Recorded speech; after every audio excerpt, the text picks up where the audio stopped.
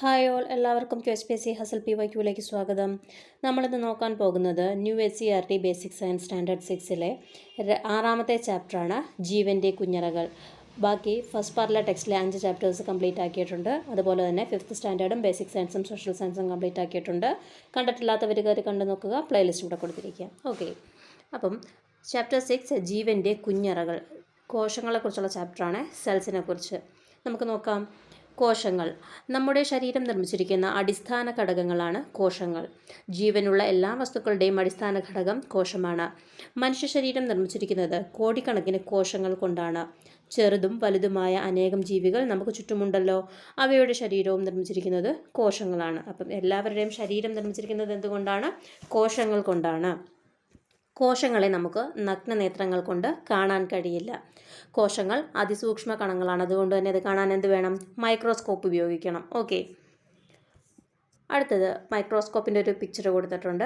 അതിൻ്റെ പാർട്സ് കൊടുത്തിട്ടുണ്ട്. ഇതൊക്കെയാണ് ഐ പീസ്, നോബുകളുണ്ട്, ഒബ്ജക്റ്റീവ് ലെൻസ് ഉണ്ട്, സ്റ്റേജ് എന്ന് പറഞ്ഞൊരു പാർട്ടുണ്ട്, കണ്ടൻസറുണ്ട്, മിററുണ്ട്. കോശങ്ങൾ നിരീക്ഷിക്കാം. കവിളിലെ കോശങ്ങൾ മൈക്രോസ്കോപ്പിലൂടെ നിരീക്ഷിച്ചിരിക്കുകയാണ്. എന്തൊക്കെയുണ്ട് കോശങ്ങളിൽ?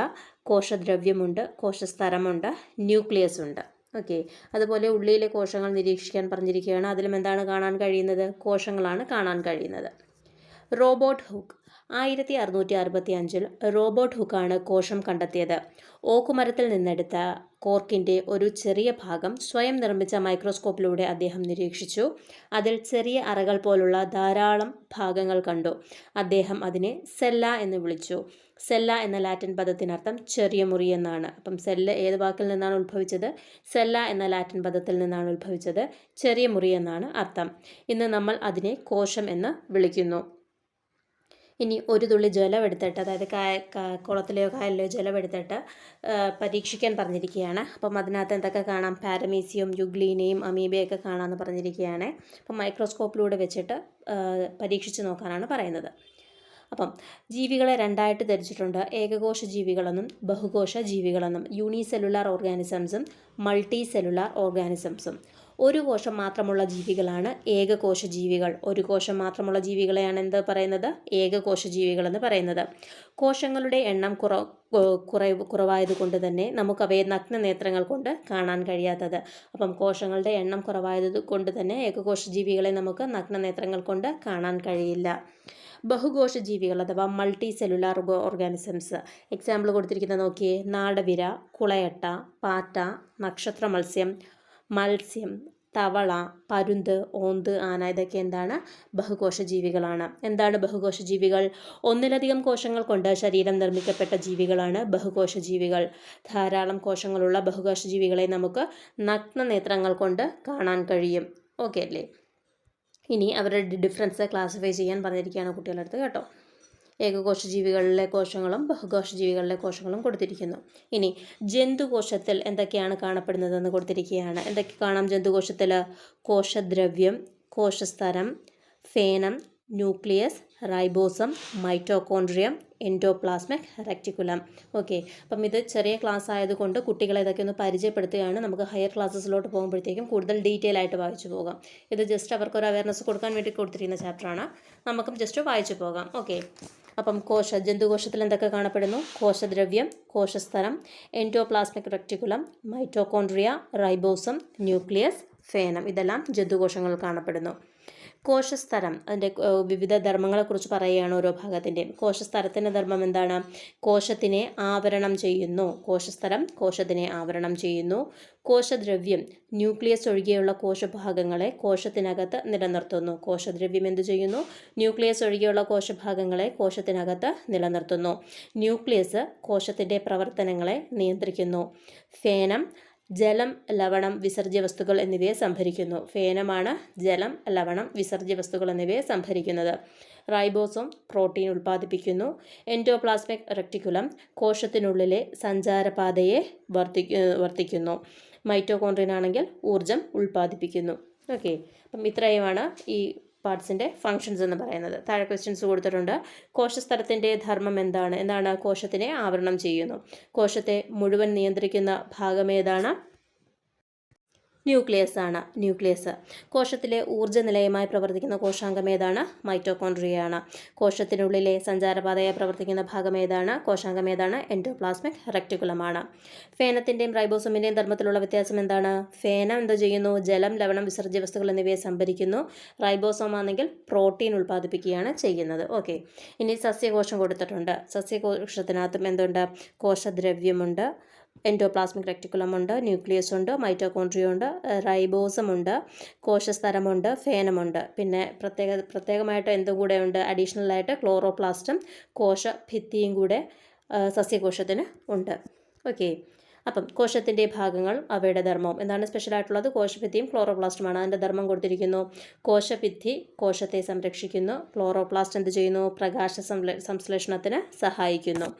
കോശത്തിനുള്ളിലെ പ്രധാനപ്പെട്ട കോശാംഗമാണ് ന്യൂക്ലിയസ്. കോശദ്രവ്യത്തിൽ കാണപ്പെടുന്ന ഫേനം, റൈബോസം, എൻഡോപ്ലാസ്മിക് റെക്ടിക്കുലം, മൈറ്റോകോൺട്രിയ, ക്ലോറോപ്ലാസ്റ്റ് തുടങ്ങിയവ മറ്റ് കോശാംഗങ്ങളാണ്. ഇനി അവ തമ്മിലുള്ള ഡിഫറൻസ് ക്ലാസിഫൈ ചെയ്യാൻ കൊടുത്തിരിക്കുകയാണ്.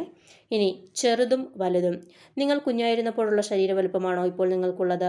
നിങ്ങൾ വളർന്നപ്പോൾ നിങ്ങളുടെ കോശങ്ങളും വളർന്ന് വലുതായോ? അതുകൊണ്ടാണോ നിങ്ങൾ വളർന്നത്? അതുകൊണ്ടാണോ? അല്ല അല്ലേ. കോശത്തിൻ്റെ എണ്ണം കൂടുമ്പോഴാണ് ശരീര വലുപ്പം വയ്ക്കുന്നത്, അല്ലാതെ കോശം വളരുന്നത് കൊണ്ടല്ല. നോക്കിയേ, നമ്മുടെ ശരീരത്തിലെ കോശങ്ങളുടെ വലിപ്പം കൂടുന്നത് കൊണ്ടല്ല, മറിച്ച് അവയുടെ എണ്ണം കൂടുന്നത് കൊണ്ടാണ് നമ്മൾ വളരുന്നത്. ജീവികൾ തമ്മിലുള്ള വലിപ്പ വ്യത്യാസത്തിന് കാരണവും കോശങ്ങളുടെ എണ്ണത്തിലുള്ള വ്യത്യാസമാണ്. എന്താണ്? നമ്മുടെ ശരീരത്തിലെ കോശങ്ങളുടെ വലിപ്പം കൂടുന്നത് കൊണ്ടല്ല, മറിച്ച് അവയുടെ എണ്ണം കൂടുന്നത് കൊണ്ടാണ് നമ്മൾ വളരുന്നത്. ജീവികൾ തമ്മിലുള്ള വലിപ്പ വ്യത്യാസത്തിന് കാരണവും കോശങ്ങളുടെ എണ്ണത്തിലുള്ള വ്യത്യാസമാണ്. ഇനി പലതരം കോശങ്ങളുണ്ടെന്നാണ് പറയപ്പെടുന്നത്. ഓക്കെ, പലതരം കോശങ്ങളുണ്ട്. നോക്കിയേ, രക്തകോശങ്ങൾ, നാഡീകോശങ്ങൾ, പേശീകോശങ്ങൾ. കോശങ്ങളിലെ വൈവിധ്യം. മനുഷ്യ ശരീരം വ്യത്യസ്ത തരത്തിലുള്ള കോശങ്ങളാൽ നിർമ്മിതമാണ്. നാഡീകോശങ്ങൾ, രക്തകോശങ്ങൾ, പേശീകോശങ്ങൾ എന്നിങ്ങനെയുള്ള 200ഓളം വ്യത്യസ്ത ഇനം കോശങ്ങളുണ്ട്. അപ്പം 200ഓളം വ്യത്യസ്ത ഇനം കോശങ്ങൾ ചേർന്നതാണ് മനുഷ്യ ശരീരം എന്ന് പറയുന്നത്. ഇവയുടെ എല്ലാം ധർമ്മങ്ങൾ ഒരുപോലെയല്ല, ആകൃതിയും വ്യത്യാസപ്പെട്ടിരിക്കുന്നു. അപ്പം എല്ലാവരുടെയും ആകൃതിയും വ്യത്യാസമാണ്, ധർമ്മങ്ങളും വ്യത്യാസമാണ്. 200ഓളം ഇനം വ്യത്യസ്ത കോശങ്ങൾ മനുഷ്യ ശരീരത്തിലുണ്ട്. ഓക്കെ അല്ലേ. ഇനി കലകൾ പലതരം. എന്താണ് കലകൾ?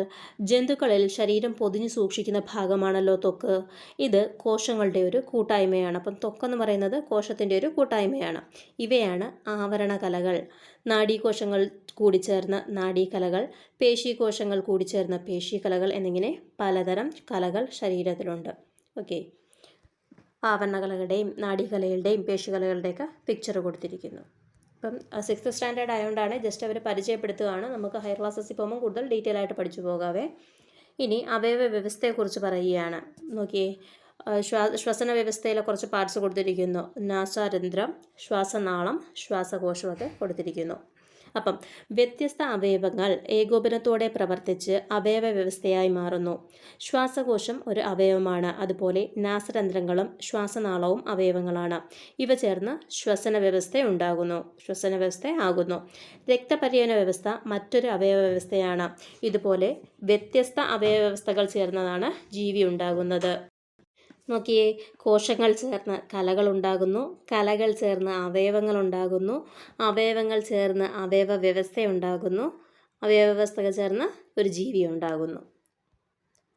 അപ്പോൾ ചെറിയ കോശങ്ങളിൽ നിന്ന് ജീവിതയാത്ര തുടങ്ങിയ ഞാനാണല്ലേ ഇത്രയും വലുതായിരിക്കുന്നതെന്ന് ആ കുട്ടി പറയുകയാണ്. ഓക്കെ. അപ്പം ഇത്രയേ ഉള്ളൂ ഈ ചാപ്റ്റർ. വളരെ ചെറിയൊരു ചാപ്റ്ററാണ്. ഇതിനകത്ത് ഇമ്പോർട്ടൻ്റ് ആയിട്ട് കുറച്ച് പോയിൻറ്റ്സ് ഒക്കെ ഉള്ളൂ. നമുക്കറിയാവുന്ന കാര്യങ്ങളാണ്. ഒന്ന് ഓടിച്ചു വിട്ട് നിങ്ങൾ നോക്കിയാൽ മതി. PDF ഒന്നും കൂടെ വായിക്കുമ്പോഴത്തേക്കും ഓക്കെ ആയിക്കോളും. ഓക്കെ. സെൽസിനെ കുറിച്ച് 8th-ലും 9th-ലും ഒക്കെ കൂടുതലായിട്ട് പഠിക്കാനുണ്ട്. അപ്പം നമുക്ക് കൂടുതൽ ഡീറ്റെയിൽ ആയിട്ട് പഠിച്ചു പോകാം.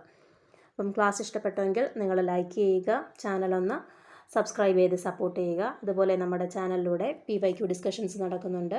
2025-ലെയും 2026-ലെയും റീസെൻ്റായിട്ട് PSC നടത്തിയ എല്ലാ എക്സാംസും എടുത്ത് കണക്റ്റഡ് ഫാക്ട്സ് സഹിതമാണ് ഡിസ്കസ് ചെയ്ത് പോകുന്നത്. കണ്ടിട്ടില്ലാത്തവർ കയറി കണ്ടു നോക്കുക. തീർച്ചയായും നിങ്ങൾക്ക് ഉപകാരപ്പെടും.